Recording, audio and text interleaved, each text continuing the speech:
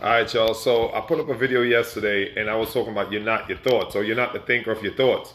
And somebody said, yo, you need to make the video a little longer, elaborate a little bit more. They didn't really get it. So I'm going to I'm not going to take too much time, but I just want to say that what I've come through my meditations, my studies, my research, just my constant, incessant search and seeking for knowledge, wisdom, and understanding, I come to find out that you're not your thoughts.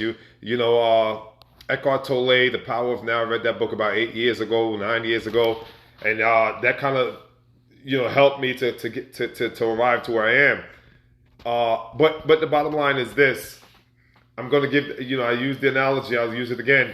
When you go to when you order a computer from a factory and you get that computer it's just a box. That's all it is. It's machinery. It's a box. It's a sophisticated box, but a box nonetheless. There's nothing in the computer. Absolutely nothing. The computer represents you and I. It's analogous of your brain, of your mind, of your skull. It's you're the hardware. The computer, the box is hardware. That's all it is. And you and I are hardware. The computer, again, it's analogous of us. And this is what I mean when I want to, if you're suffering from mental health issues, if you're suffering from anxiety, if you're suffering from depression, if you're suffering from incessant worrying, overthinking, all these mental illnesses, I believe this video you should find it helpful. Okay, if you can practice some of this stuff. So the computer's analogous of us, right? Fresh from the factory, it's just the box, got delivered by Amazon. You haven't plugged it in, you haven't hooked it up, connected it. It's just all it is a shell, right? It's a sophisticated shell. It's analogous of you and I. Stay with me here.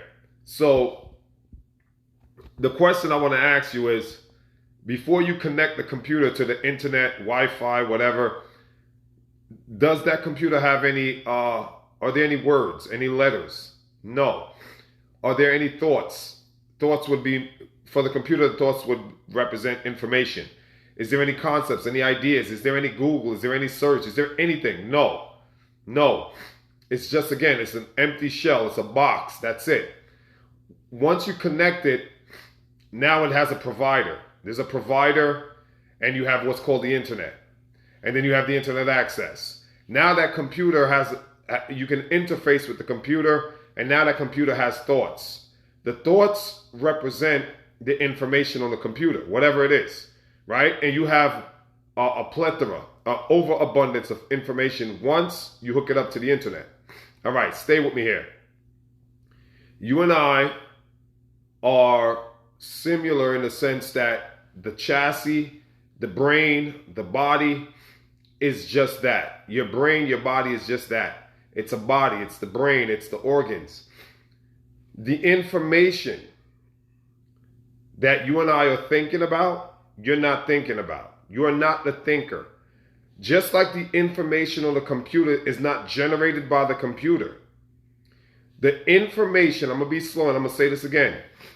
The information that is on the computer, that you're searching in the computer, that you're researching, that you're typing, all the information, the World Wide Web, it's a lot of information on the computer. None of it is generated. None of it originates. It is not originated. It did not originate. And it is not generated by the computer.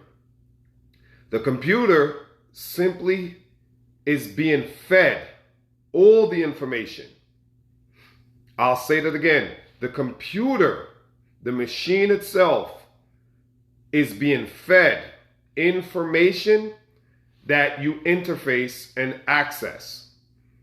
You and I are very similar. All the thoughts that you're having that keeps you awake at night, all the worries that you worry about, all the overthinking, daydreaming, anxiety, every mental construct, every imagination, every operations of the faculties of the brain, all of it does not belong to you. No different. Again, watch this video again and really try to get this. I'm using the analogy, the computer represents us, human beings. It's no different than that computer. All the information that you search in there, and you can search overabundance of a vast ocean of information. You can research and Google information going back as far as, thousands of years. All that information, none of it originates in the computer. It is simply being fed by a provider. That provider streams the information to the computer. And you and I can interface and interact and draw from that computer. But none of the information that's in the computer originated in the computer. That's so critically important for us to understand. That none of the thoughts in your mind are your thoughts. None of your thoughts are generated in your mind. I'll say this again. None of your thoughts are generated. They are not sourced. None of your thoughts originates or have their origin within you. Let me clear it up again. The computer has a stream. There's a streaming of information by means of the internet to the box, to the machinery, the hardware. Your brain is the hardware. Your mind is the internet. Your mind is the streamline that the information is sent to the hardware, the computer, your brain, that processes and downloads that information and allows you to act. But I want to be clear here. None of your thoughts are yours. None of your thoughts originated within you. They are simply being streamed to you. They're being broadcast to you. They're being fed to you. And you act according to the thought. But they're not yours. The Bible says it this way in the book of Isaiah. God says, your thoughts are not my thoughts, and my thoughts are not your thoughts. And if you put yourself as the representative of God, or if you put yourself in first person, reading the Bible from first person position. And so in other words, what you would do if you read it from the first person, you would say, my thoughts are not your thoughts, and your thoughts are not my thoughts. This is what the Bible says. This is very specific. And if you take that literally, it means the thoughts you are having do not belong to you. You have never had an original thought in your life. I'm going to say this again. This is heavy and deep stuff. A lot of people, this will fly over their heads. Some of you, it'll take a while to get it. But if you get it, a lot of the anxiety, a lot of the depression, a lot of the mental illnesses, poof, gone. I'm going to say it again. You have never originated a thought in your life. One more time. You have never been the source, the originator, the producer of a thought in your life. Why? Here's why. You are not the thinker. You are not the thinker. You are a conscious observer. You are a conscious observer. You are pure consciousness existing in a physical form that is aware of what is orbiting around you. I'm going to say it again. You are the conscious observer subjected to this physical form, and you therefore are aware of what is transpiring, what is orbiting around you, vis-a-vis thoughts. Thoughts are vibrational frequencies. Thoughts are signals that are orbiting around you, and you are a conscious observer of said thoughts. but you are not the thoughts. And they are not your thoughts. So if suicidal thoughts jump into your mind, understand you're not the thinker. You are the observer. Separate yourself. Distance, detach yourself from the thought and remain present to the thought as the watcher, as the observer. Jesus says it this way: watch and pray. Watch, I say.